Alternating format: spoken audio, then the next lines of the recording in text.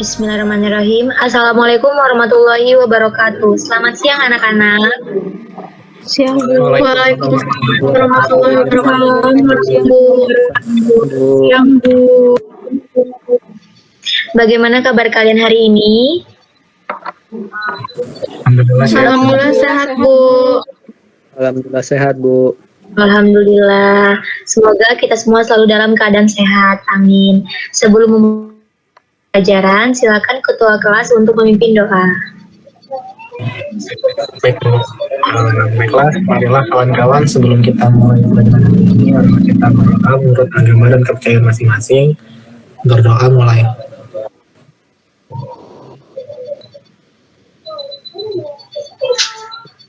Berdoa selesai. Terima kasih Panji. Apakah ada yang tidak hadir hari ini? Alhamdulillah hadir semua, Bu. Hadir semua Bu. Hadir semua Bu. Iya. Alhamdulillah jika hadir semua. Baiklah, jangan lupa untuk mengisi daftar hadir pada link Google Form yang sudah Ibu kirim di WhatsApp grup ya. Baik Bu. Baik Bu. Oke, semua yang sudah ada di Google Meet, silakan hidupkan kameranya. Baiklah, hari ini kita akan belajar materi mengenai pengelompokan jenis-jenis koloid berdasarkan fasa terdispersi dan medium pendispersinya. Nah, adapun kompetensi dasarnya 3.15 menganalisis peran koloid dalam kehidupan berdasarkan sifat-sifatnya. Adapun capaian pembelajarannya, yang pertama menjelaskan definisi fasa terdispersi dan medium pendispersi, yang kedua mengelompokkan koloid berdasarkan fasa terdispersi dan medium pendispersi, yang ketiga menjelaskan definisi jenis-jenis koloid berdasarkan fasa terdispersi dan medium pendispersi. Baiklah, pada pertemuan sebelumnya kalian telah mempelajari mengenai pengertian koloid. Ada yang masih ingat apa itu koloid? Saya Bu. Iya, silakan Nabila. Koloid adalah suatu sistem dispersi yang ukuran partikelnya lebih besar dari larutan, tetapi lebih kecil dari suspensi, Bu. Iya, bagus sekali. Nah, sistem dispersi ialah campuran antara fasa terdispersi dan medium pendispersi. Nah, hari ini kita akan membahas mengenai apa itu fase terdispersi, apa itu medium pendispersi, dan pengelompokan jenis-jenis koloid berdasarkan fasa terdispersi dan medium pendispersinya. Oke, kemarin Ibu sudah membagikan LKPD untuk kalian kerjakan dengan anggota kelompoknya masing-masing. Sudah selesai kan? Hari ini kita akan membahas bersama ya LKPD yang sudah kalian kerjakan. Silakan siapkan LKPD-nya. Ya, silakan siapkan LKPD dan bahan ajarnya. Baik Bu. Sekarang perhatikan wacana yang Ibu tampilkan atau yang ada di dalam LKPD kalian masing-masing. Sudah dibacakan wacananya? Sudah. Nah, dari wacana tersebut ada yang ingin kalian tanyakan? Saya izin bertanya Bu. Iya, silakan Ida. Jadi apa itu fase terdispersi dan medium pendispersi ya Bu? Oke, pertanyaan yang bagus Ida. Terima kasih atas pertanyaannya. Apakah ada yang ingin bertanya lagi? Saya Bu. Iya, silakan Nabila. Apa saja jenis-jenis koloid, Bu? Oke, baiklah. Kita sudah ada 2 pertanyaan dari Ida dan Nabila. Mari kita bahas bersama. Coba sekarang kalian perhatikan bagian mengumpulkan data dalam LKPD. Atau seperti Ibu tampilkan. Nah, siapa yang ingin menjawab isian dalam tabel untuk menentukan zat yang jumlahnya lebih banyak dan zat yang jumlahnya sedikit dalam kedua jenis campuran, yaitu susu dan larutan gula? Ya, Bu. Iya, silakan Sela. Untuk koloid susu, jumlah zat yang lebih sedikit adalah susu bubuk dan zat yang lebih banyak adalah air, Bu. Dan untuk larutan gula, jumlah zat yang lebih sedikit adalah gula dan zat yang lebih banyak adalah air, Bu. Iya, bagus. Terima kasih Sela. Apakah kalian setuju dengan jawaban Sela? Setuju, Bu. Sangat, Bu. Setuju, Bu. Setuju ya. Ya, benar ya jawaban Sela. Sudah kita ketahui jika susu bubuk dan gula yang jumlahnya sedikit merupakan zat terlarut. Nah, sedangkan air yang jumlahnya banyak merupakan zat pelarut. Nah, komponen zat larut di dalam larutan sama halnya seperti medium pendispersi di dalam koloid. Dan komponen zat terlarut di dalam larutan sama halnya dengan fasa terdispersi di dalam koloid. Nah, sampai sini siapa yang dapat menyimpulkan pengertian dari medium pendispersi dan fasa terdispersi? Saya, Bu. Iya, silakan Zaki. Medium pendispersi adalah komponen zat yang jumlahnya banyak, sedangkan fasa terdispersi adalah komponen zat yang jumlahnya sedikit. Iya, bagus sekali Zaki. Ibu perjelas ya, medium pendispersi adalah komponen zat yang jumlahnya banyak di dalam sistem koloid, sedangkan fasa terdispersi adalah komponen zat yang jumlahnya sedikit di dalam sistem koloid. Nah, apakah sampai sini sudah paham mengenai pengertian medium pendispersi dan fasa terdispersi? Paham, Bu. Paham, Bu. Ya, bagus. Iya, bagus anak-anak. Nah, perlu kalian tahu sistem koloid itu dapat terbentuk dari fasa terdispersi padat, cair atau gas ke dalam medium pendispersi dalam fasa padat, cair atau gas. Nah, berdasarkan keterangan yang Ibu jelaskan tadi, coba kalian prediksikan dari fasa terdispersi dan medium pendispersinya, jenis-jenis koloid itu ada berapa? Ibu kasih waktu 2 menit, kalian tulis di kertas ya.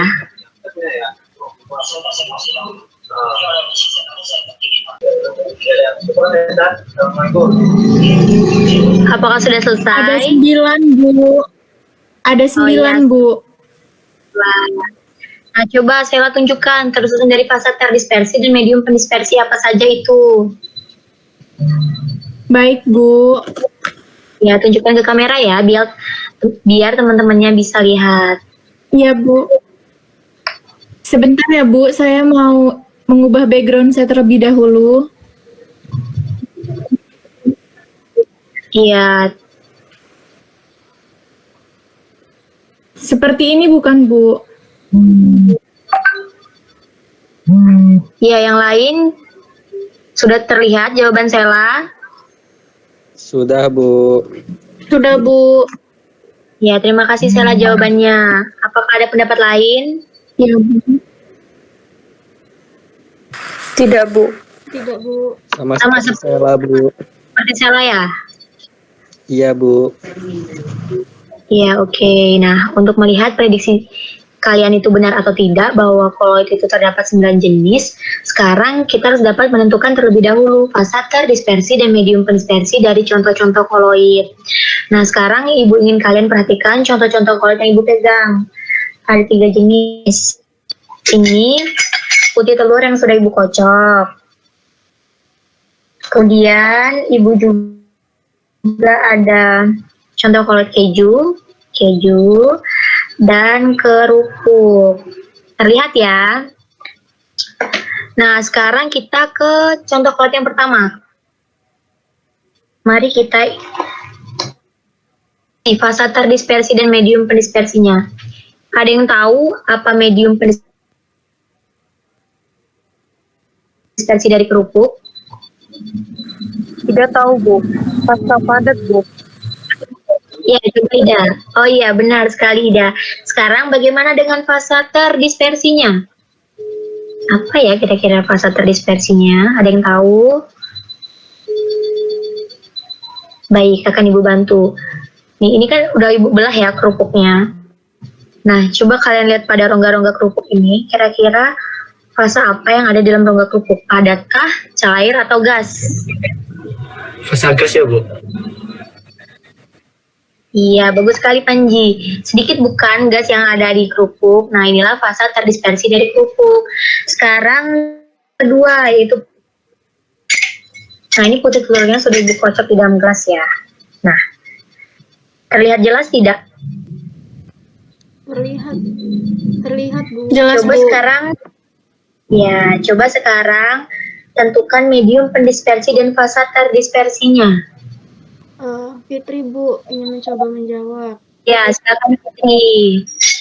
Jadi, medium pendispersinya itu cair, Bu. Sedangkan fase terdispersinya gas karena terdapat buih atau gelembung gas di atasnya yang jumlahnya lebih sedikit.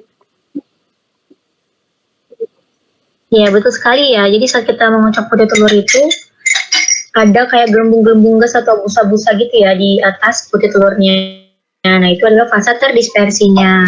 Sekarang ke contoh yang ketiga, keju. Ada yang bisa menentukan fase terdispersi dan medium pendispersinya? Saya, Bu. Medium Ya, pendispersinya padat, Nabila. sedangkan fase medium pendispersinya padat, sedangkan fase terdispersinya cair, Bu. Ya, betul sekali Nabila. Nah, sampai di sini adakah yang masih bingung untuk menentukan medium pendispersi dan fase terdispersi dari contoh-contoh koloid? Tidak, Bu, sudah paham. Paham, Bu. Sekarang kita bahas pada tabel LKPD yang sudah kalian kerjakan. Nah, seperti yang Ibu tampilkan. Siapa yang ingin mencoba menjawab fase terdispersi dan medium pendispersi? 1 sampai 4. Saya, Bu. Ya, silakan Fitri.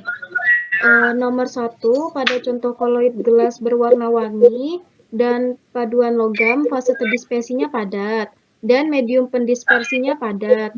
Untuk nomor 2, pada contoh koloid tinta dan cat, fase terdispersinya padat dan medium pendispersinya cair.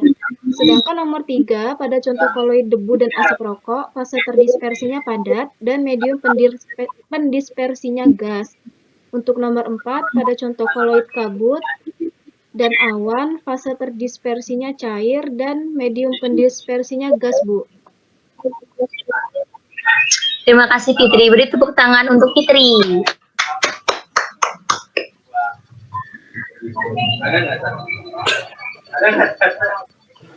Oke, sekarang siapa yang ingin mencoba menjawab tabel nomor 5 sampai 8? Saya, Bu. Ya, silakan Panji. Oke. Pada tabel nomor 5, contoh koloid mentega dan keju, fase dispersinya itu cair dan medium pendispersinya itu padat. Nah, pada nomor 6, contoh koloid susu dan santan, fase terdispersinya itu cair dan medium pendispersinya itu cair. Pada nomor 7, contoh koloid batu apung dan kerupuk, fase dispersinya itu gas dan medium pendispersinya itu padat.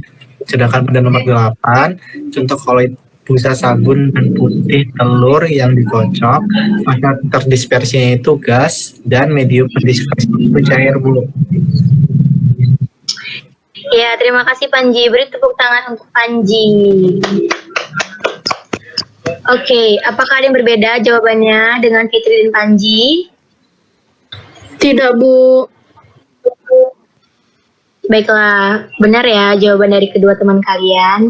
Sekarang coba kalian perhatikan tabel yang sudah kalian isi. Sesuai dengan fase terdispersi dan medium pendispersi dari tiap-tiap contoh koloid yang sudah kalian isi tadi, ada berapa jenis koloid yang dicantumkan dalam tabel? Pada tabel ada 8 jenis koloid, Bu. Ya, betul Zaki. Nah, kembali ke hasil prediksi kalian yang mendapatkan jenis koloid ada 9 jenis. Coba kalian bandingkan tabel hasil prediksi kalian dan tabel dalam LKPD yang Ibu tampilkan seperti ini. Nah, fase terdispersi apa dalam medium pendispersi apa yang tidak ada? Campuran antara fase terdispersi gas dengan medium pendispersi gas, Bu. Iya, benar sekali Zaki. Ada yang tahu alasannya? Tidak tahu, Bu, alasannya. Ya, coba Ida. Berdasarkan sumber buku yang saya baca, campuran antara fase terdispersi gas dengan medium pendispersi gas menghasilkan campuran yang homogen atau larutan, Bu. Ya, benar yang dikatakan oleh Ida. Jadi, campuran antara fase terdispersi gas dengan medium pendispersi gas menghasilkan campuran yang homogen atau yang biasa kita tahu larutan. Jadi bukan sistem koloid ya. Sampai di sini paham kenapa jenis-jenis koloid ada 8? Paham, Bu. Paham, Bu. Ya. Sekarang berdasarkan tabel Ya, sekarang berdasarkan tabel apa saja jenis-jenis koloid? Saya Bu, dalam tabel jenis-jenis koloid berdasarkan fase terdispersi dan medium pendispersinya terdiri dari sol padat, sol cair, akrosol padat, akrosol cair, emulsi padat, emulsi cair, busa padat, dan busa cair, Bu. Ya, terima kasih Nabila. Ibu koreksi sedikit ya, itu aerosol ya. Aerosol padat dan aerosol cair. Nah, setelah kalian sudah dapat menentukan fase terdispersi dan medium pendispersi dari beberapa contoh koloid tadi, kalian juga sudah mengetahui 8 jenis-jenis koloid. Sekarang kita bahas pertanyaan di dalam LKPD bagian mengasosiasi.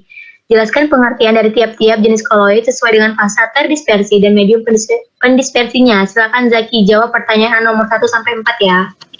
Baik Bu. Nomor 1, sol padat adalah sistem koloid yang terdiri atas fase terdispersi padat dalam medium pendispersi padat. Untuk nomor 2, sol cair adalah sistem koloid yang terdiri atas fase terdispersi padat dalam medium pendispersi cair. Untuk nomor 3, aerosol padat adalah sistem koloid yang terdiri atas fase terdispersi padat dalam medium pendispersi gas. Dan untuk nomor 4, aerosol cair adalah sistem koloid yang terdiri atas fase terdispersi cair dalam medium pendispersi gas. Iya, bagus sekali Zaki. Terima kasih atas jawabannya.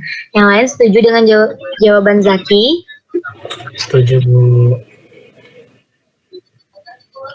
Baiklah, sekarang Panji Setuju, Bu. jawab pertanyaan nomor 5 sampai 8. Baik Bu. Nomor 5, emulsi padat adalah sistem koloid yang terdiri atas fase terdispersi cair dalam medium pendispersi padat. Nomor 6, emulsi cair adalah sistem koloid yang terdiri atas fase terdispersi cair dalam medium pendispersi cair. Pada nomor 7, busa padat adalah sistem koloid yang terdiri atas fase terdispersi gas dalam medium pendispersi padat. Pada nomor 8, busa cair adalah sistem koloid yang terdiri atas fase terdispersi gas dalam medium pendispersi cair.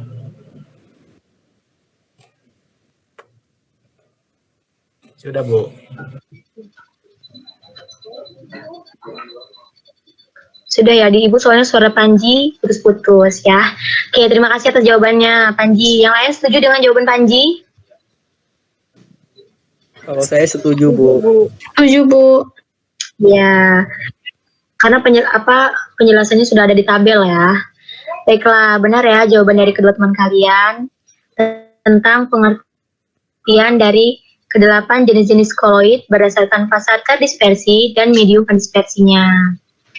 Nah, sampai di sini adakah yang ingin ditanyakan lagi? Tidak, Bu. Apakah sudah paham dengan materi hari ini? Paham Bu. Paham, Bu. Paham, Bu. Baiklah, jika sudah paham, Ibu rasa cukup sampai di sini ya pertemuan kita hari ini. Semoga apa yang kita pelajari hari ini bermanfaat dan menambah wawasan kalian. Jangan lupa dibaca bukunya karena masih banyak contoh-contoh koloid yang sering kita temukan dalam kehidupan sehari-hari. Baik, Bu. Oke, kita lanjutkan minggu depan ya. Jangan lupa kerjakan soal-soal latihan yang Ibu kirimkan di WhatsApp grup dan kumpulkan pada pertemuan selanjutnya. Nah, sebelum Ibu akhiri, silakan Ketua Kelas pimpin doa. Marilah kawan-kawan, sebelum kita menutup pelajaran hari ini, alangkah baiknya kita berdoa menurut agama dan kepercayaan masing-masing. Berdoa mulai. Berdoa selesai. Ya, terima kasih Panji. Baiklah, Ibu akhiri. Wassalamualaikum warahmatullahi wabarakatuh. Waalaikumsalam warahmatullahi wabarakatuh. Terima kasih, Bu. Bu. Iya, sama-sama anakku.